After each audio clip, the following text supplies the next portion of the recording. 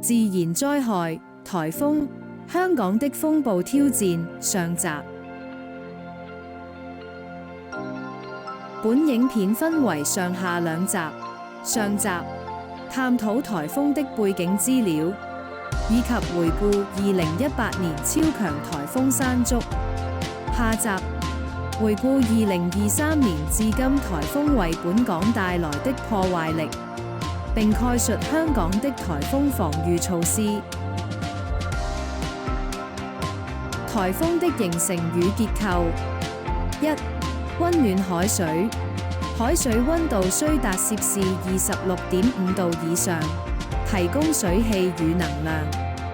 二、弱風切變，高空風力不能過強，避免破壞颱風結構。三、潮濕大氣，水蒸氣凝結釋放熱能，驅動氣旋發展。四、地球自轉效應，科氏力使氣流旋轉，形成風暴。颱風與香港的密切關係：香港位於西北太平洋颱風活躍區，面向南海，是颱風常見路徑上的重要城市。每年平均有5至8個熱帶氣旋進入香港500公里範圍，其中2至3個需要發出3號或以上信號。香港天文台建立了完善的熱帶氣旋警告信號系統，從1號戒備信號到10號颶風信號，為市民提供及時預警，減少人命及財產損失。颱風的結構特點：風眼位於颱風中心，直徑通常為30至65公里，天氣晴朗，風力微弱，氣壓最低。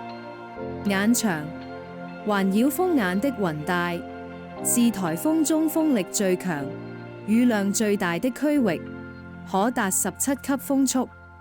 螺旋雨帶從眼場向外延伸的螺旋狀雲帶，帶來間歇性強風暴雨，覆蓋範圍可達數百公里。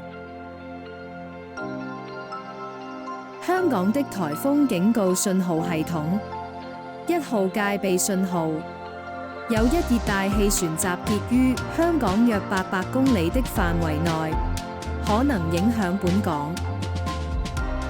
3號強風信號，香港近海平面處現正或預料會普遍吹強風，持續風力達每小時41至62公里，陣風更可能超過每小時110公里，且風勢可能持續。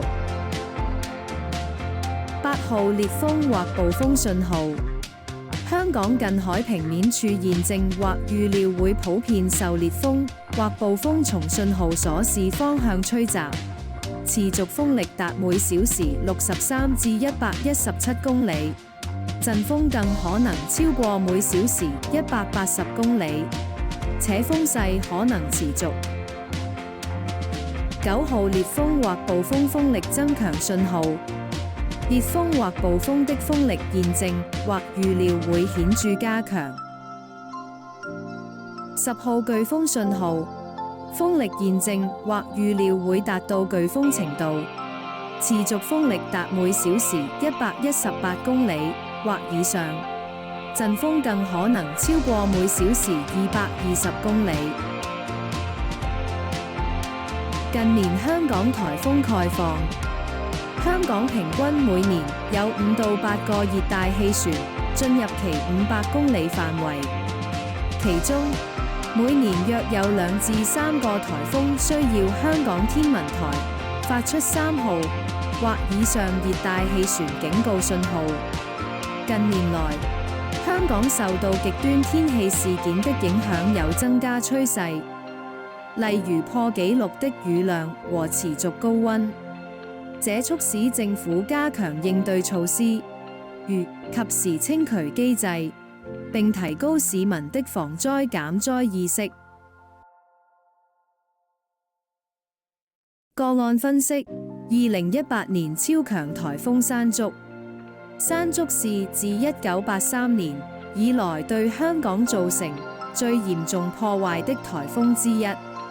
香港天文台曾發出持續10小時的10號颶風信號，並引發破紀錄的風暴潮。颱風特徵與數據：自1983年以來對香港造成最嚴重破壞的颱風之一。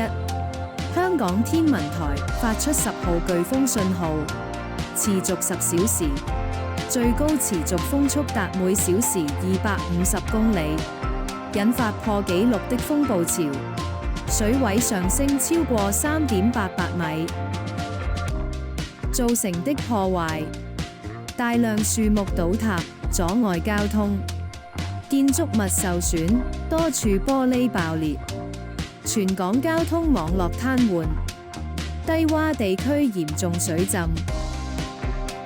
颱風後的檢討與改善：勞工處修訂颱風及暴雨警告下的工作守則；政府加強城市排水系統和樹木管理，提升公眾應急準備和防災宣傳。而家等我哋睇一段嚟自天文台2018年山竹為香港人帶來嚴重破壞嘅影片啦。水嘅漲，當埋漲都要落。所以落打到嗰邊。山竹襲港帶嚟破紀錄嘅風暴潮，當日本港因為風暴潮而上升嘅水位普遍超過2米。天文台6個潮汐站，5個錄得破紀錄嘅風暴潮。多謝收看，下集再見。想知更多有關香港颱風內容，記得鎖定下集。記得要 comment、like、share 同埋 subscribe 我哋嘅 YouTube channel。下集再見。